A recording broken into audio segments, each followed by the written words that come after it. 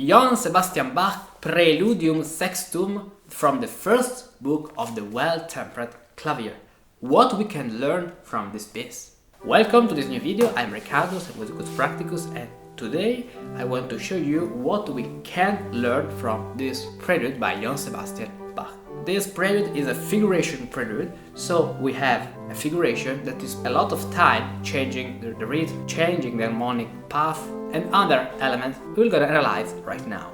Before starting with this video, subscribe to my channel and activate the bell for having a notification of all my videos because they are really important for you. And you can download a PDF of this video where there are a lot of informations, notions, and where there is also the written analysis of what we are going to do now.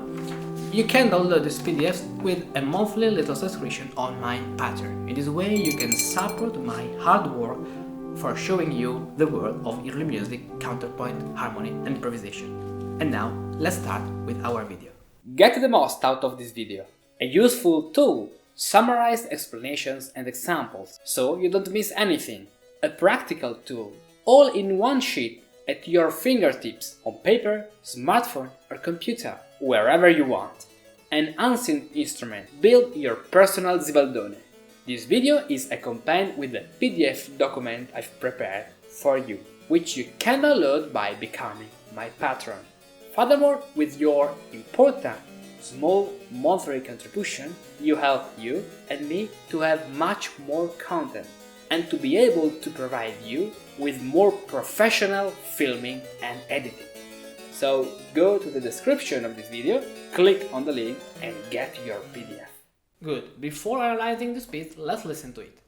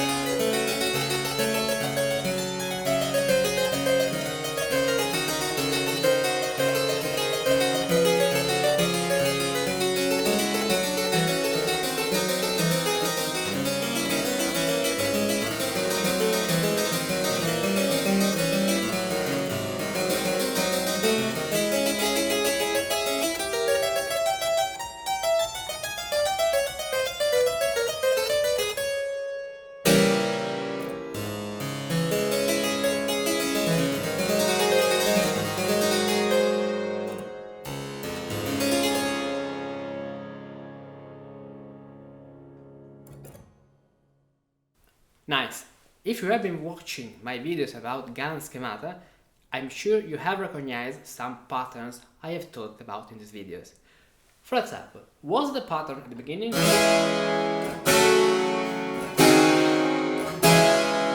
Obviously, a quiescenza.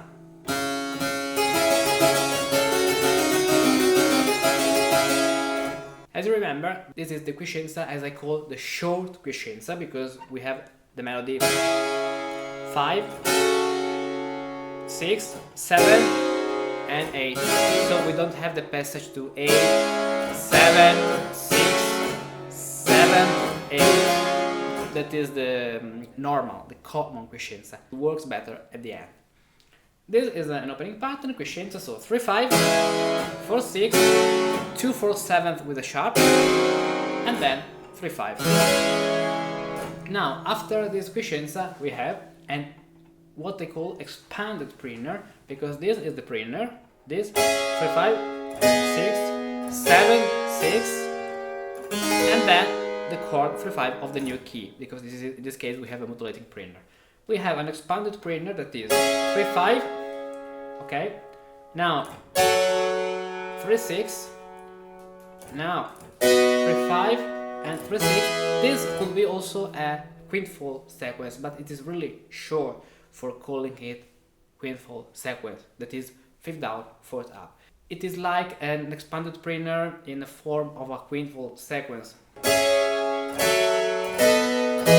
The expanded prelude, watch the video about the prelude, is a prelude where after the second note we have a leap, a 4th up leap, then 5th down leap, 4th up, in this way. So they are pretty similar. In this way we don't have the function of the prelude, that is to be a response of an opening pattern with the confirmation of the key if the prelude starts on the 4th degree and finishes on the first one, or to make a modulation to the 5th degree if the prelude starts on the 1st degree and it finishes on the 5th degree. But about this topic, watch the video I made on the prelude, because in this video I explain all about this. Okay, now after this passage, that is this sequence I call expanded prelude, but it is 5th down, 4th up, we have a monte principale.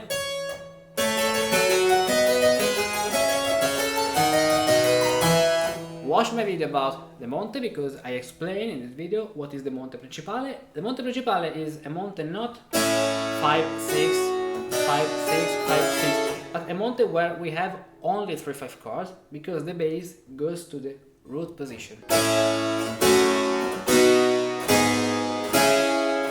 This is the monte principale because it uses the fundamental notes, note principali, main fundamental principali, in the bass. So we have, look also the most important notes that are circled. They are all thirds. At this point, Bach writes a different movement in the bass. We have two reasons. The first one is that Bach doesn't want to go up anymore. He wants to go down. And the second reason is that if Bach had continued in this way, we have an augmented 4th leap. But playing again the same note down, we can go down and avoiding this dissonance in the melody of the bass. So let's play the expanded prelude and the monte principale. Main note F, 3, 3, 3, 3, 3, 3, 3, 3, octave, okay, 3, 3, and now we continue with parallel thirds.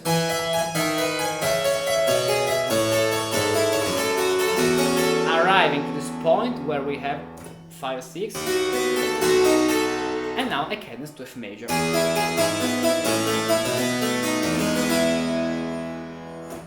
Give me 1 second, I have to tune the C of the keyboard because it's out of the tune.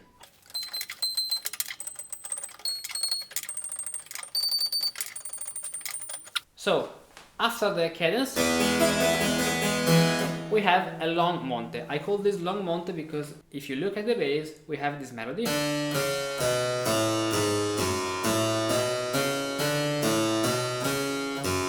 With the cadence to G minor, and then a step higher.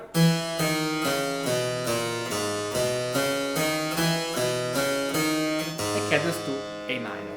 So, long monte.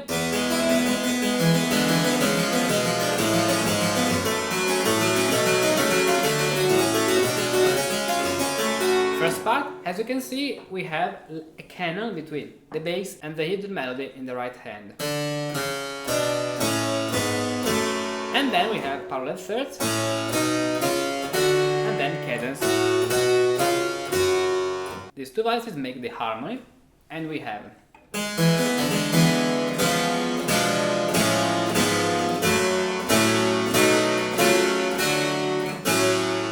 these chords are not actually real chords, they are like chords that born by this parallel third. And then with the cadence. Now the second part of the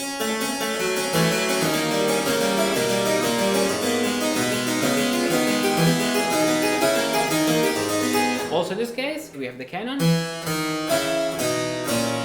parallel thirds, and cadence to A minor.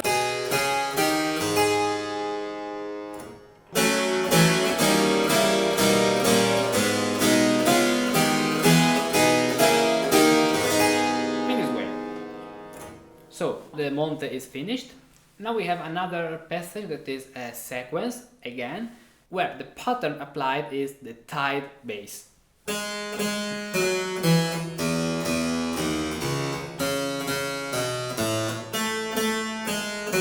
You have to understand these two notes repeated as we have a tie, because the harmony is 3-5 chord, then 2-4-6, 2, 4 and 6, 6, 3-5. Then 3-5, 2-4-6, 2, 4 and 6, then 6 with a sharp, and then 3-5. Then again 3-5, 2-4-6, 6, and again 3-5. Another time 3-5, 2-4-6, 6, and 3-5. This pattern comes from the successions of suspension 2-3-2-3. Now let's make a reduction of this passage. So look at the circled notes. 8, 3, 2, 3, 3, 3, 2, 3, 3, 3, 2, 3, 3, 3, 2, 3, 3. All the harmony comes from this suspension, from this sequence of suspensions 2, 3, 2, 3.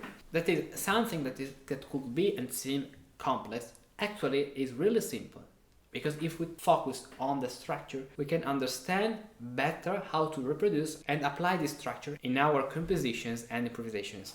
So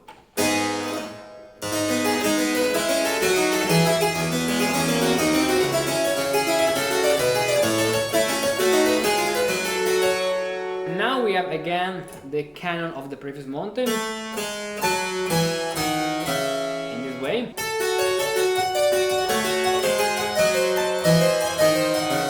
Okay, we are now in D minor. Now parallel thirds.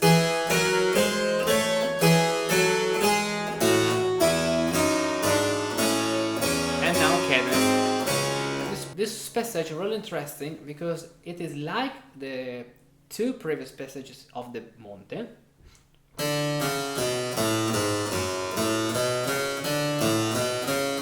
but for a rhetorical purpose, Bach plays the movement of the cadence again, again, and finally again the last one.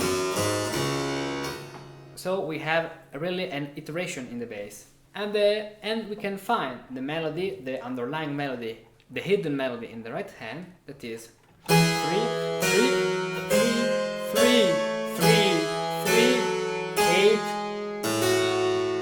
6, 8, 6, diminished fifth, 3, and then it has in the previous monte 6, 5, 3, and on this point there is the ending of this prelude as it is in the earlier version of this prelude. In the clavier bookline for Wilhelm Friedman, you find all these notions in the PDF on my Patreon, link in description in this video.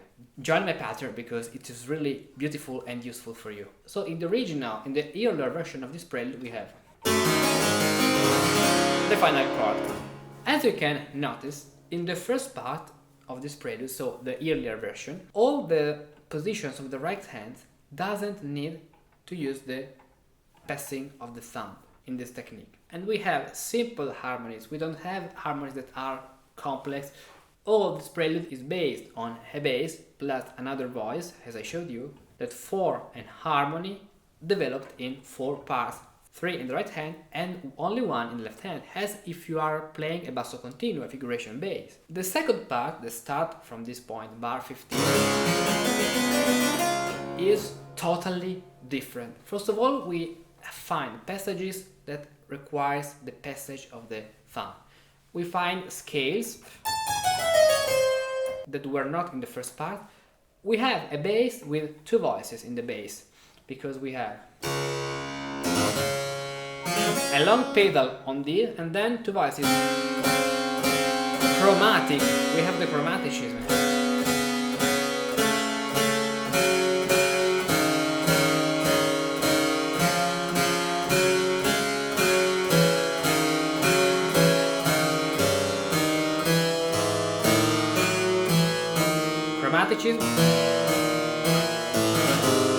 So the second part is something totally different from the previous one.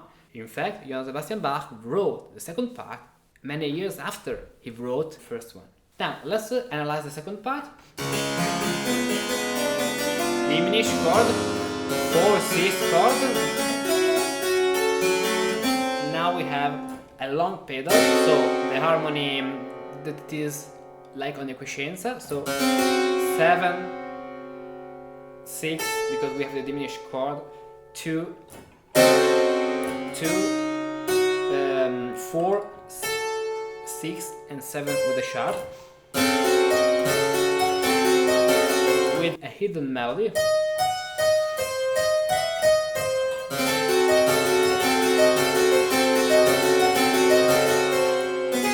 Now we have this chord that is a 3 sharp, 5, 7 and 9 with the flat, with the hidden melody. So now again the arpeggio, scale, scale, arpeggio. Now we have again the melody in the middle voice.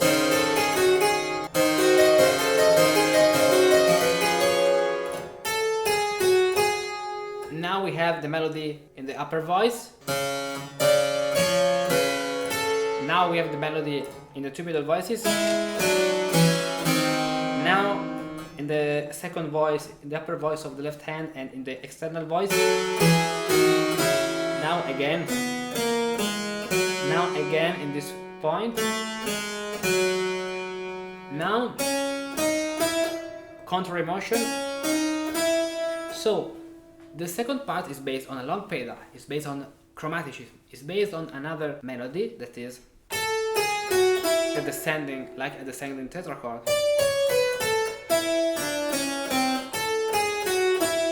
All of these things set and embedded on a pedal, and on, in the second part, chromaticism in the bass. Now let's play the second part slowly for understanding all these elements.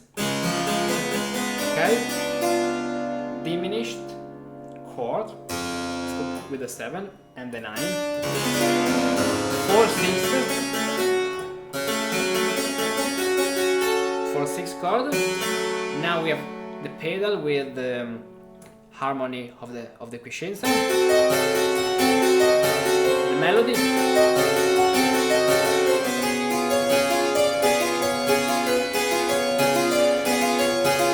arpeggio, scale, arpeggio, scale, arpeggio, melody, melody, melody, melody. Now melody, ascending melody here, melody,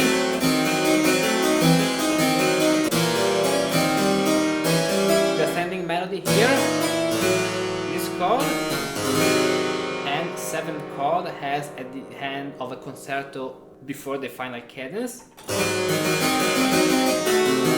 This part recalls the previous one.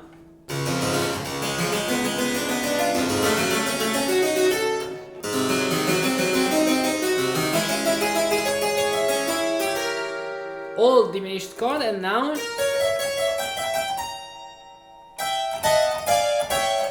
diminished 3/5 chord that are actually diminished 7th chord in a succession, has the final cadence of a concerto after the 7th chord where the orchestra stops and the soloist starts playing the cadence, the virtuosistic cadence on its instrument, the flute, the violin, or the harpsichord. Concerto Brandeburghese number 6.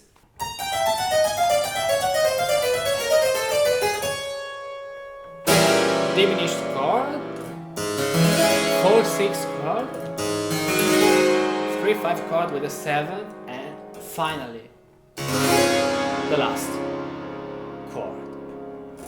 So in a simple prelude like this one, with a long story, with a didactical piece in the first part for Wilhelm Friedman, and with the advanced knowledge of an older Bach than when he wrote the first part for his son, we can learn how to use a lot of elements and patterns. We have ganzschemata, quiescenza, prelude, parallel thirds, we have cadences, monte, we have canons, we have then in the second part pedal, we have the harmonies, the strong harmony of the chromaticism on a pedal, so the harmony of the quiescenza.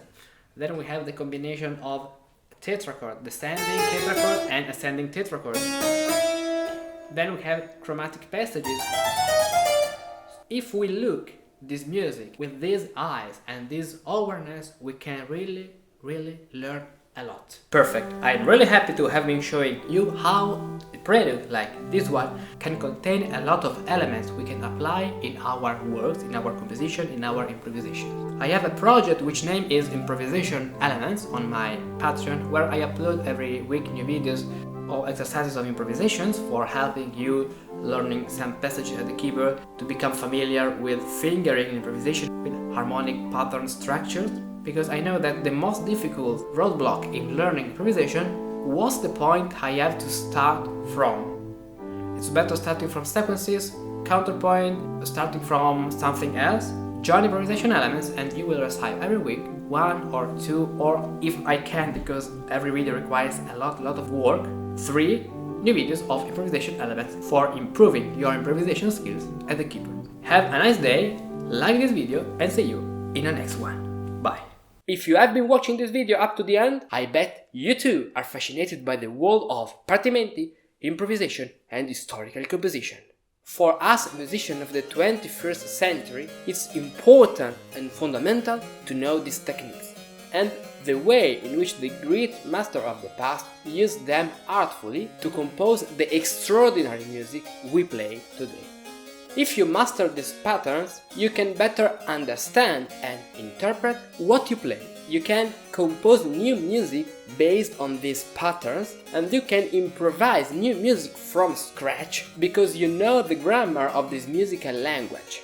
For that, I created Improvisation Elements, a set of several improvisation exercise videos, for each of which you can download a PDF to practice whenever you want. Improvisation Elements is an ambitious project and is reserved for those who support my work on Patreon. Every week I upload new Improvisation Elements videos on different topics, sequences, scales, cadences and more. All these videos are organized at the following page. So now subscribe a membership on Patreon, choose the exercise you want to practice and become an improviser.